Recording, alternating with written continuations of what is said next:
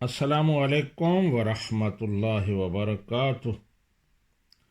احباب، میرے ایک عزیز ہیں علی رضا صاحب، انہوں نے مجھے ایک ویڈیو بھیجی ہے۔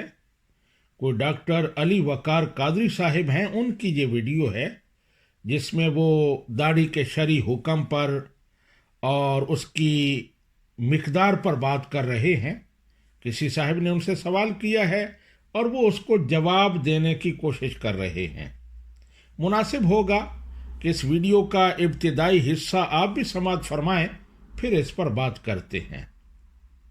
سر، یہ جتنے بھی علماء دیکھیں داڑھی پہ بڑا فوکس ہوتا ہے، مگر آپ کی داڑھی چھوٹی سی ہے، تو اس پر آپ کیا کہیں گے؟ کیا کہہ سکتا ہوں؟ میں ایم فل کی کلاس لے رہا تھا یونیورسٹی میں۔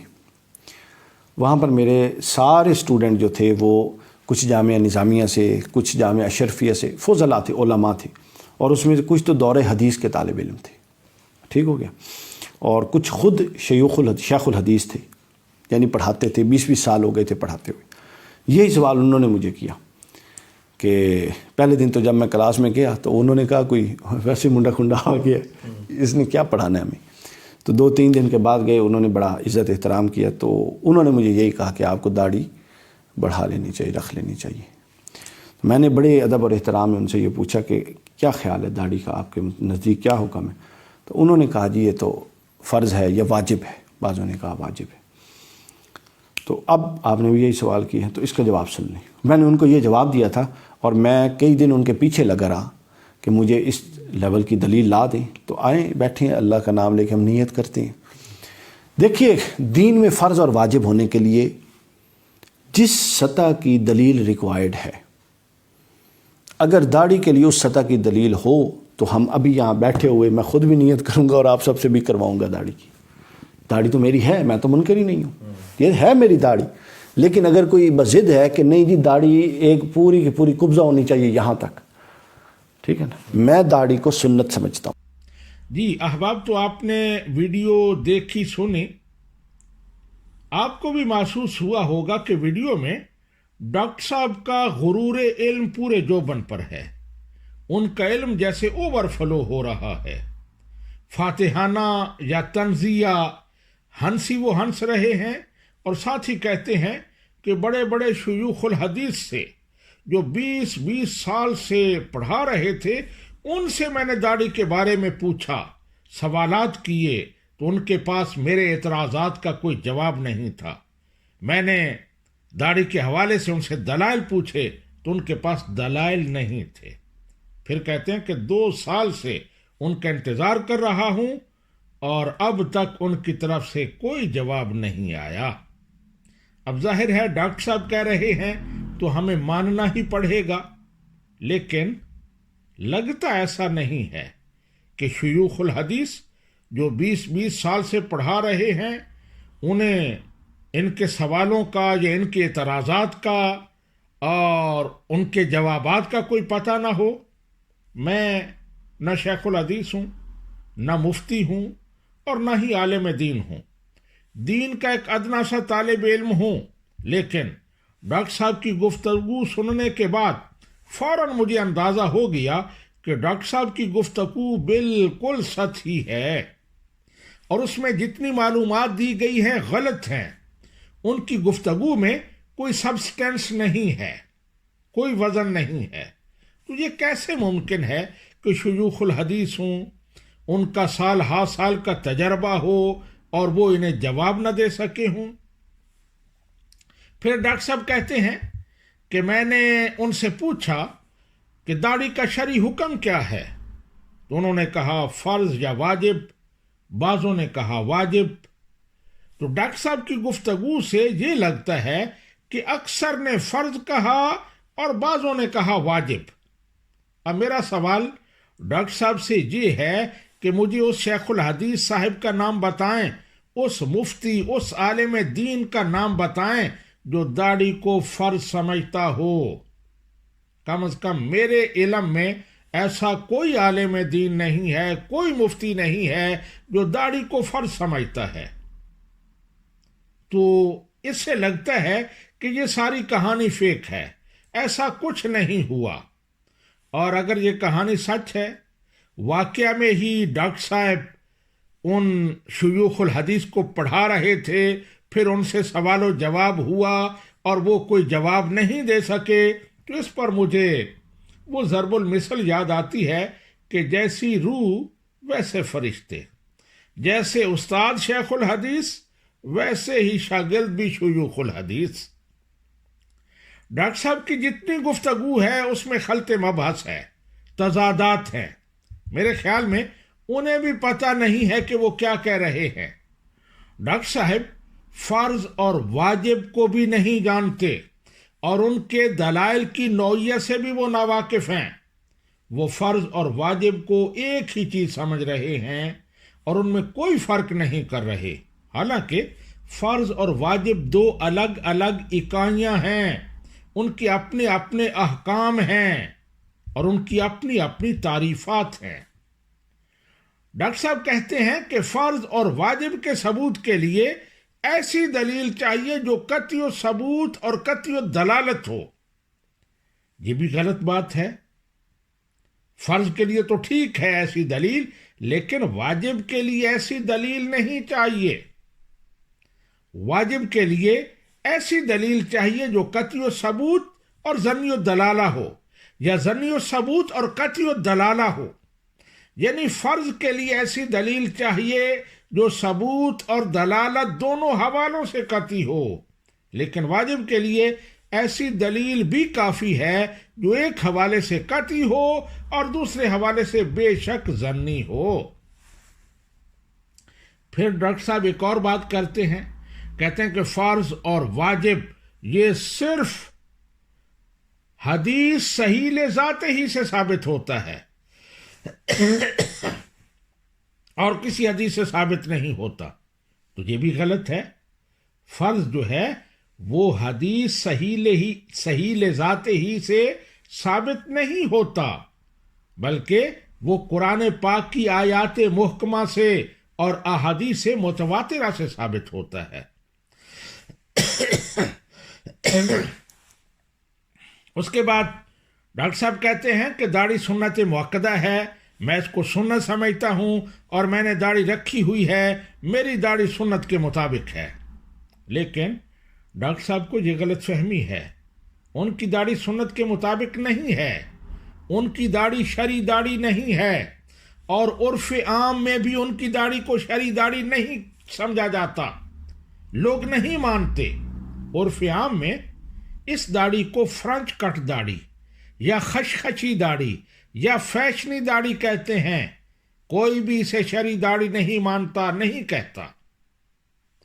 डॉक्टर साहब अपनी वीडियो में ये जतलाने की कोशिश कर रहे हैं जैसे वो उसूल फ़िक़ा और उसूल हदीस के बड़े माहिर और बड़े उस्ताद हैं, बड़ी इल्मी शख्सियत हैं, इसलिए वो बड़ी भारी भरकम इस्तिलाहात इस्तेमाल करते हैं। कतई सबूत, कतई दलाला, सही ले जाते ही। लेकिन उनकी गुफ्तगू से पता चलता है कि उन्हें इन इस्तिलाहात के मफाहिम व मतालिब और हुक्म का बिल्कुल इल्म नहीं है। मसलन वो कहते हैं कि कुरान और सुन्नत से अख्ज़ अहकाम के 4 तरीके हैं: इबारत और नस, इशारत और नस, दलालत और नस और इक्तिज़ा और नस। और फिर इन चारों की जैसी तैसी तारीफ भी करते हैं और आखिर में कहते हैं कि फर्ज और वाजिब सिर्फ इबारत और नस से साबित होता है, न इशारत और नस से, न दलालत और नस से और न ही इक्तिज़ा और नस से। तो ये बात भी मौसूफ की लाइल्मी और नावाकफी की दलील है।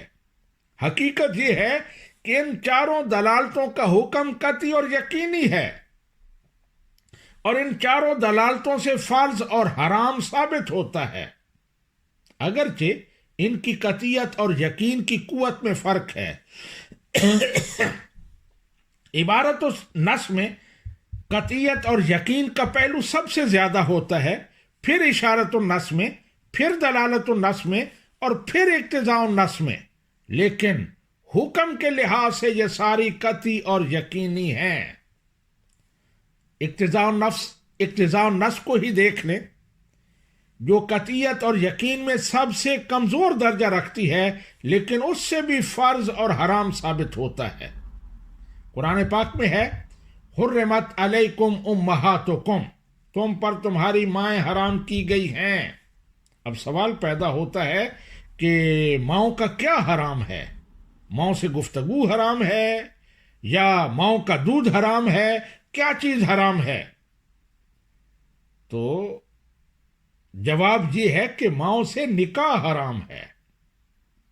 حالانکہ قرآن پاک کے الفاظ میں نکاح کا لفظ موجود نہیں ہے، لیکن یہ الفاظ اس بات کا تقاضا کر رہے ہیں، ان کا اقتضا ہے کہ یہاں کوئی لفظ محذوف مانا جائے جس سے ان الفاظ کا معنی صحیح بنے، اور وہ لفظ نکاح ہے۔ یعنی مقتضا جو ہے وہ نکاح ہے، تو یہاں اقتضاء النص سے ماؤں سے نکاح کی حرمت ثابت ہو رہی ہے۔ آگے ڈاکٹر صاحب موصوف ایک بڑی خطرناک اور گمراہ کن بات کرتے ہیں، کہتے ہیں کہ دین کے دو حصے ہیں، ایک حصہ ان امور پر مشتمل ہے جن کے کرنے اور نہ کرنے کا حکم دیا گیا ہے، اور دوسرا حصہ ان امور پر مشتمل ہے جو پسندیدہ ہیں لیکن ان کے کرنے اور نہ کرنے کا حکم نہیں دیا گیا۔ پھر کہتے ہیں کہ داڑھی ان امور میں ہے جو پسندیدہ ہیں لیکن شرعاً مطلوب نہیں ہیں، ان کا تقاضا نہیں کیا گیا، انہیں بطور قانون نافذ نہیں کیا گیا۔ اور نبی کریم صلی اللہ علیہ وآلہ وسلم نے بھی جو داڑھی رکھی تھی وہ دین کا حصہ سمجھ کے نہیں بلکہ معاشرت کا تقاضا تھا، تو اس لیے نبی کریم صلی اللہ علیہ وآلہ وسلم نے داڑھی رکھی تھی، تو لہذا داڑھی معاشرت کا حصہ ہے، کوئی رکھنا چاہے رکھ لے، کوئی نہیں رکھتا تو کوئی گناہ نہیں ہے۔ یعنی ان کے نزدیک داڑھی کی کوئی اہمیت نہیں ہے۔ پھر سنت غیر مؤکدہ کی مثال دیتے ہیں، کہتے ہیں کہ جس طرح سنت غیر مؤکدہ کوئی پڑھ لے تو ٹھیک ہے، نہ پڑھے تو کوئی ان سے پوچھتا نہیں ہے۔ عصر کی سنتیں آپ نے کبھی نہیں پڑھی، آپ پر کوئی اعتراض نہیں کرتا، تو بالکل اسی طرح داڑھی بھی کوئی رکھے یا نہ رکھے جی اس کی مرضی ہے، اس پر کوئی اعتراض نہیں ہوگا۔ اور ویڈیو کے آخر میں کہتے ہیں کہ نبی اپنے دور کا سب سے ماڈرن، پروگریسو اور سب سے اپ ٹو ڈیٹ شخص ہوتا ہے، لہٰذا ہمیں بھی پروگریسو اور اپ ٹو ڈیٹ ہونا چاہیے۔ پھر ایک حدیث پاک پیش کرتے ہیں کہ نبی کریم صلی اللہ علیہ وآلہ وسلم نے ارشاد فرمایا، مومن کے 2 دن ایک جیسے نہیں ہو سکتے، اس کا اگلا دن پچھلے دن سے بہتر ہوتا ہے۔ یعنی ڈاکٹر صاحب کے کہنے کا مطلب یہ ہے کہ اگر پہلے مومن داڑیاں رکھتے تھے تو اب تو ہم آگے بڑھ گئے ہیں، تو اب تو ہمیں داڑیاں کٹانی چاہیے۔ لیکن حقیقت یہ ہے کہ یہ حدیث بالکل اس کے خلاف ہے، یہ حدیث کا غلط استدلال کر رہے ہیں۔ یہاں حدیث کا مطلب یہ ہے کہ تمہارا ہر آنے والا دن پہلے سے بہتر ہو، دین میں تم آگے بڑھو، ترقی کرو۔ داڑھی کے حوالے سے ہی لے لیں، یعنی ایک دن اگر تمہاری داڑھی خسخسی ہے تو دوسرے دن اس میں اضافہ ہونا چاہیے، تیسرے دن اس میں اور اضافہ ہونا چاہیے، اس میں پروگریس ہونی چاہیے، حتیٰ کہ بڑھتے بڑھتے تمہاری داڑھی سنت کے مطابق جو شرعی مقدار ہے قبضہ کی اس کے مطابق ہو جائے۔ لیکن ڈاکٹر صاحب کی داڑھی ترقی نہیں کر رہی بلکہ تنزلی ہو رہی ہے، اس میں پیچھے جا رہے ہیں، اور اس پر وہ حدیث فٹ کر رہے ہیں کہ تمہارے 2 دن ایک جیسے نہیں ہونے چاہیے، ہر آنے والا دن پہلے سے بہتر ہونا چاہیے۔ حالانکہ داڑھی کے حوالے سے وہ پروگریسو نہیں ہیں بلکہ ریگریسو ہیں، تو یہ ان کا بالکل غلط استدلال ہے۔ تو سامعین و ناظرین، یہ تھی ڈاکٹر صاحب کی گفتگو اور اس پر میرا تبصرہ۔ اب میں آتا ہوں کہ داڑھی کے دلائل جو ہیں ان پر، لیکن میں زیادہ کوئی دلائل پیش نہیں کروں گا، اس لیے کہ اس موضوع پر بڑی بڑی کتابیں لکھی گئی ہیں۔ علماء کرام نے قرآن و حدیث سے مضبوط دلائل پیش کیے ہیں، اور وہ کتابیں دستیاب ہیں، کوئی بھی لے کر پڑھ سکتا ہے، اور ڈاکٹر صاحب بھی اگر ان میں طلب ہے تو وہ لے کر پڑھ سکتے ہیں، اپنی اصلاح کر سکتے ہیں۔ لیکن اگر وہ نہ پڑھنا چاہیں تو انہیں کوئی مجبور نہیں کر سکتا، اور لگتا ایسے ہی ہے کہ وہ ان دلائل کو پڑھنا نہیں چاہتے، وہ اپنی طرف سے خود ساختہ دلائل پیش کرتے ہیں۔ تو میں اپنے عام سامعین و ناظرین کے لیے داڑھی کی شرعی حیثیت پر مختصر سی گفتگو کر دیتا ہوں۔ علماء اہل سنت کے نزدیک داڑھی قبضہ بار یعنی ایک مشت کے برابر یہ واجب ہے، اس سے کم کرانا اور منڈوانا یہ مکروہ تحریمی ہے، یہ جائز نہیں ہے۔ بعض علماء نے داڑھی سنت مؤکدہ قرار دی ہے، لیکن وہ بھی کہتے ہیں کہ اس کا اہتمام واجب کی طرح ہونا چاہیے، کیونکہ اس کی بڑی تاکید ہے۔ جیسے فجر کی سنتیں ہیں، اگرچہ ہے سنت، لیکن ان کی تاکید اتنی ہے کہ علماء نے اس کے ساتھ فرض کی طرح ڈیل کیا ہے۔ علماء کہتے ہیں کہ فجر کی سنتوں میں قیام اسی طرح ضروری ہے جس طرح فرائض میں ضروری ہے، تو بالکل اسی طرح داڑھی بھی اگرچہ سنت مؤکدہ ہے لیکن قریب واجب ہے۔ جہاں تک دلائل کا تعلق ہے تو پہلی دلیل میں قرآن سے دوں گا۔ اللہ سبحانہ و تعالیٰ ارشاد فرماتا ہے لَقَدْ كَانَ لَكُمْ فِي رَسُولِ اللَّهِ أُسْوَةٌ حَسَنَةٌ، کہ تمہارے لیے رسول اللہ صلی اللہ علیہ وآلہ وسلم کی شخصیت میں، آپ کی ذات میں بہترین نمونہ ہے۔ دوسری آیہ کریمہ میں اللہ سبحانہ و تعالیٰ فرماتا ہے مَا آتَاكُمُ الرَّسُولُ فَخُذُوهُ وَمَا نَهَاكُمْ عَنْهُ فَانْتَهُوا، کہ میرا محبوب جو کچھ تمہیں دے وہ لے لو، سینے سے لگا لو، مضبوطی سے تھام لو، اور جس سے وہ روک کے اس سے رک جاؤ۔ یہ آیات اور اس طرح کی دیگر آیات، ان سے ہمیں یہ پتہ چلتا ہے کہ رسول اللہ صلی اللہ علیہ وآلہ وسلم کا اتباع ہمارے لیے واجب ہے، آپ کی سیرت پر عمل کرنا یہ ضروری ہے۔ داڑھی بھی نبی کریم صلی اللہ علیہ وآلہ وسلم کی دائمی سنت ہے، اس لیے واجب الاتباع ہے۔ نبی کریم صلی اللہ علیہ وآلہ وسلم نے پوری زندگی ایک مشت کے برابر جیسے کچھ زیادہ داڑھی رکھی، ایک لمحہ بھی آپ نے ترک نہیں فرمایا، ایک لمحہ بھی آپ نے اس کے خلاف نہیں کیا۔ حالانکہ آپ کی عادت مبارکہ یہ تھی کہ جو کام شرعاً لازم اور ضروری نہ ہوتا اسے بیان جواز کے لیے کبھی کبھار ترک کر دیتے، لیکن داڑھی کے معاملے میں آپ نے ایسا نہیں فرمایا، ایسا نہیں کیا۔ اور فقہا کا یہ قاعدہ ہے کہ جس کام پر نبی کریم صلی اللہ علیہ وآلہ وسلم مواظبت اختیار کریں، جسے دائمی طور پر کریں، اسے ترک نہ کریں اور اس کے ترک پر انکار فرمائیں، وہ واجب ہوتا ہے۔ یعنی یہ فقہا نے واجب کی تعریف کی ہے، واجب کا ثبوت اس طرح انہوں نے ثابت کیا ہے۔